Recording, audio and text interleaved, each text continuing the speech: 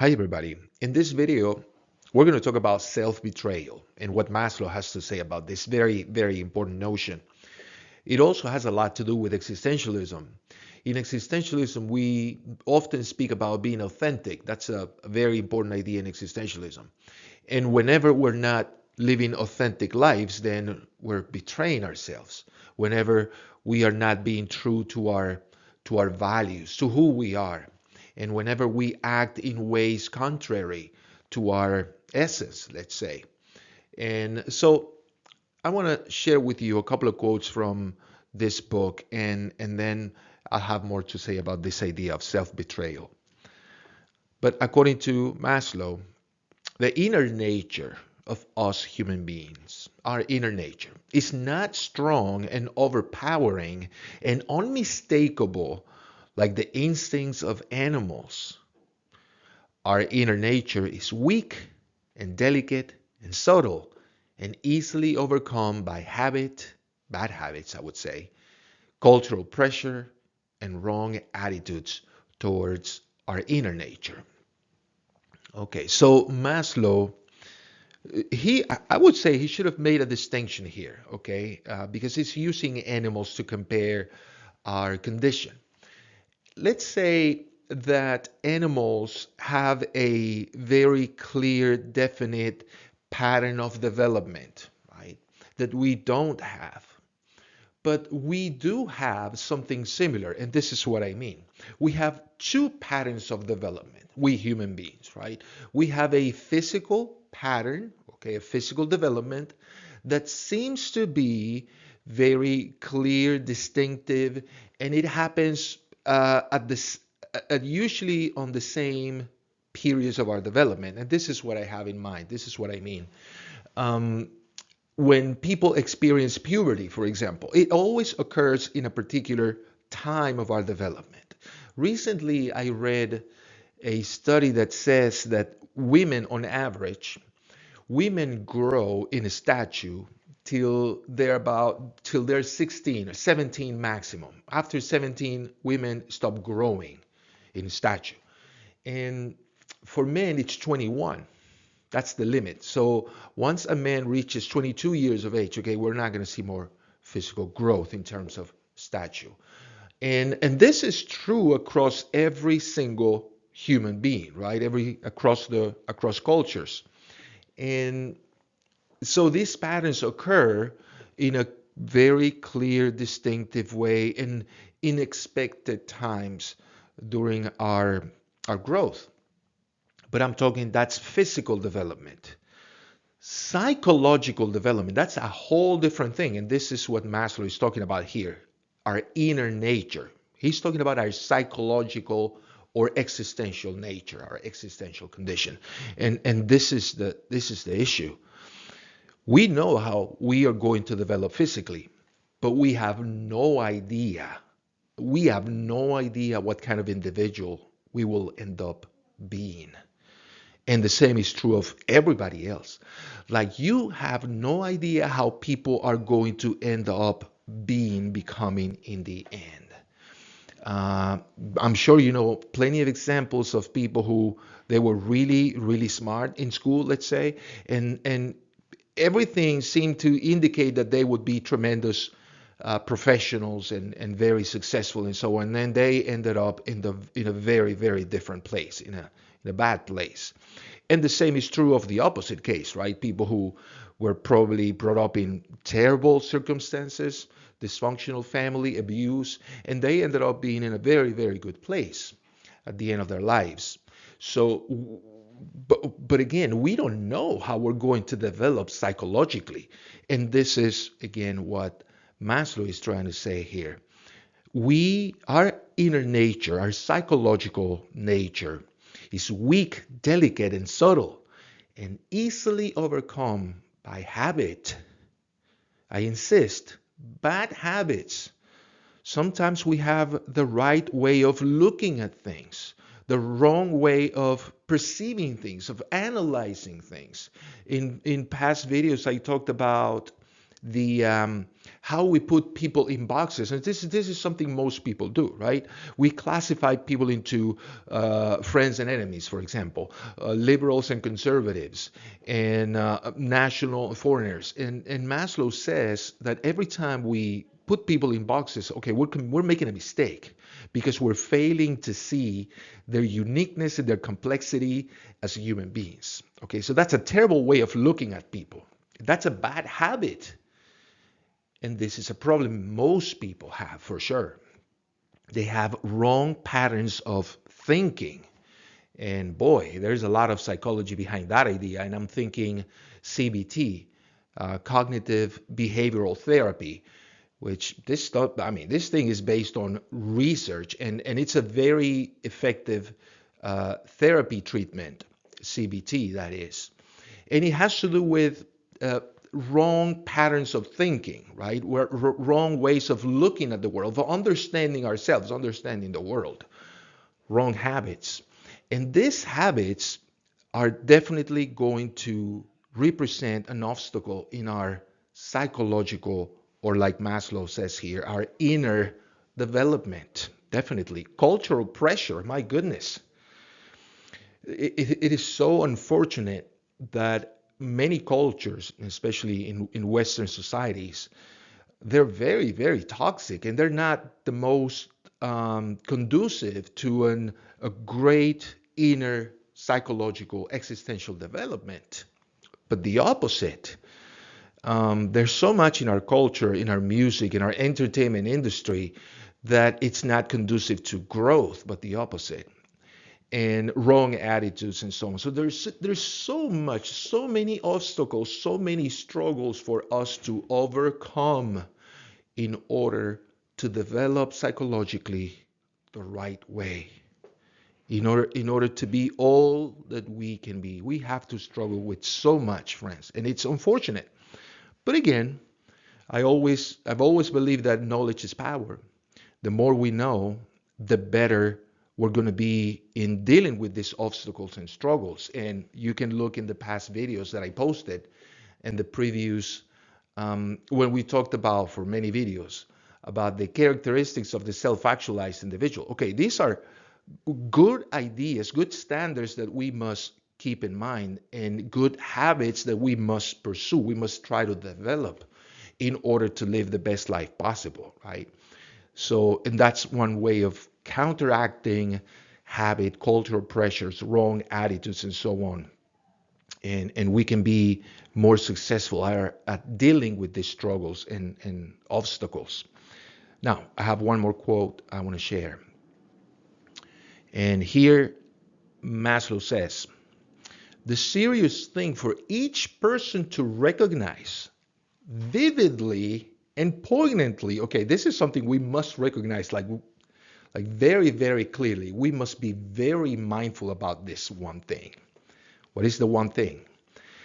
Is that every falling away from species virtue, I'm going to say more about that in a moment. Every falling away from species virtue, every crime against one's own nature, every evil act, every wrongful act that we commit, every time we do something we know we shouldn't have done, every one of these acts, without exception, record themselves in our unconscious, and in the end, make us despise ourselves. Now, those are strong words, friends. Every time we betray ourselves, every time we say yes when we meant to say no, every time we agree to do something in deep inside we didn't want to do, we didn't want to agree to, we are betraying ourselves. And in the end, all these things are going to be recorded in our subconscious. And in the end, what we're going to feel about ourselves is self-hatred. We're going to hate ourselves. We're going to hate our lives. We're going to end up in a terrible place. And this relates to being authentic, correct? Being authentic. If you don't like something, okay, you just say it. If you're asked about your opinion and your opinion is not what people are expecting, and they're demanding an opinion from you, well, say what you believe, even if that might get you in trouble, or maybe not in trouble, but maybe that will incur in other people's dissatisfaction, let's say. People not reacting very positively about your opinion. Doesn't matter. It's what you believe.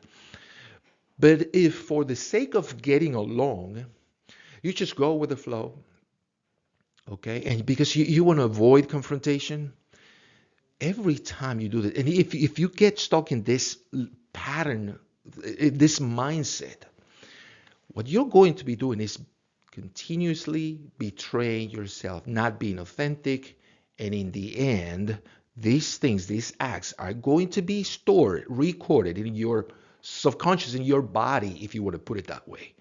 And you're going to end up hating yourself, hating your life. Um, yes, the subconscious idea was quite popular during Maslow's time because of the influence of Freud's psychology. But now we know a bit more about the subconscious.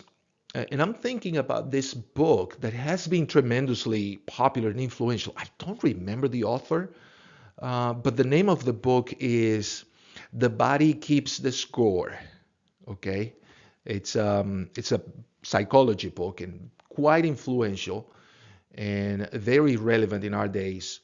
Um, and this book pretty much does not use the term subconscious, but the body. In the end, every time you betray yourself, every time you decide to do something that you don't really want to do, if you commit to a job, for example, that you don't like, every time you commit to a relationship you're not happy about, you're betraying yourself, and these acts are going to remain in your body, and they're going to have a tremendous impact in the quality of your life.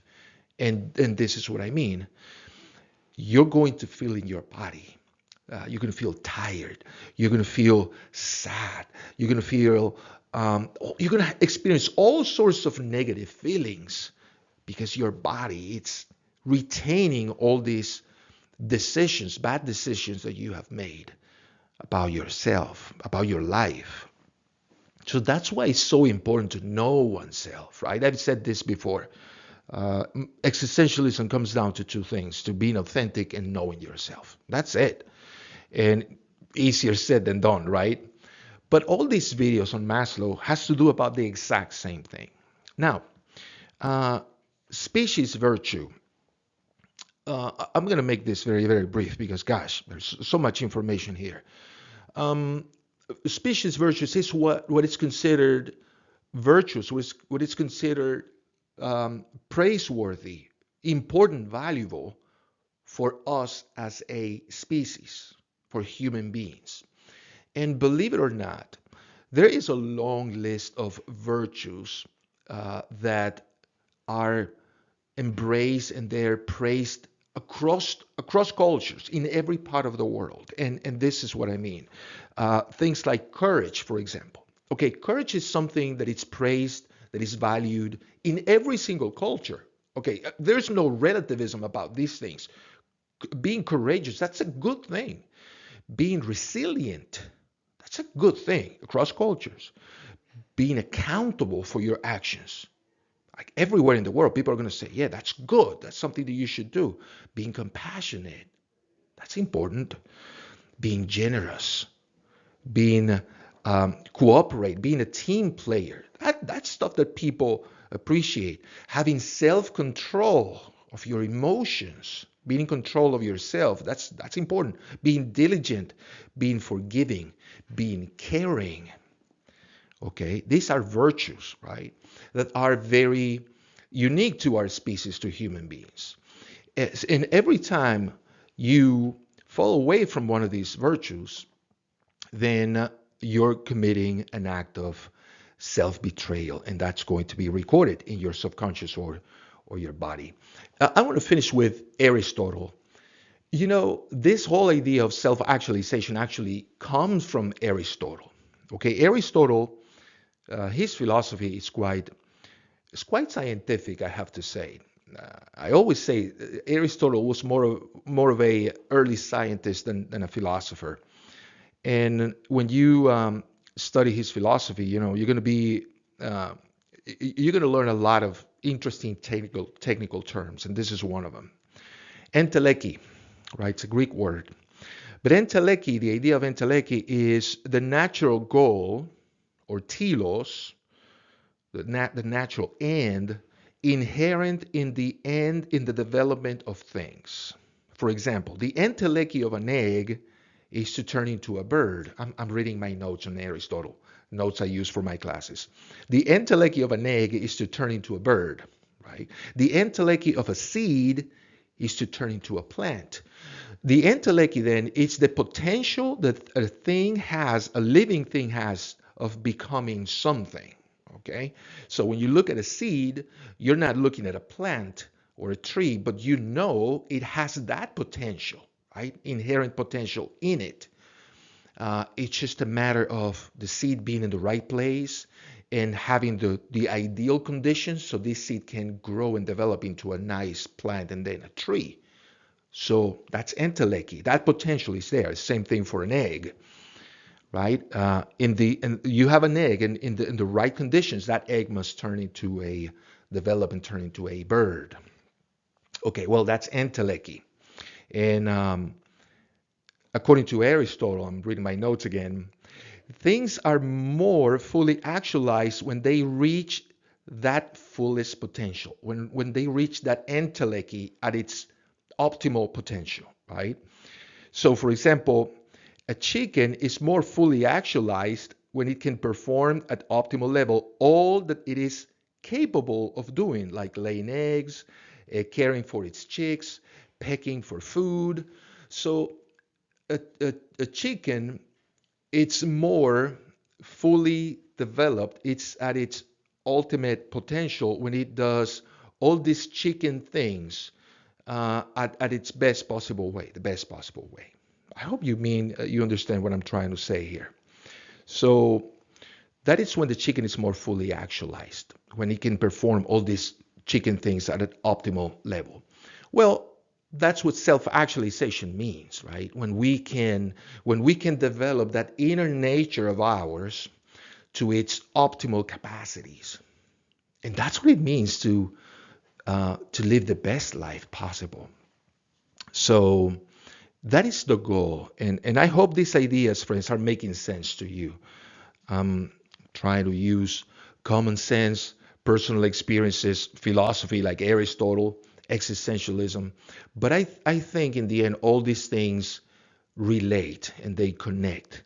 And they give us answers to how we should live our lives. And they should open our eyes regarding what we're doing with our lives and what are the consequences when we betray ourselves, when we say no, when we wanted to say yes or something like that. Okay, I'm repeating myself, so that means that's all I have to say for now. I hope this video has been helpful, and really my desire, my prayer is that you can reach that optimal potential. You can reach that enteleki. You can be all that you can be and you want to be, you desire to be. See you next time.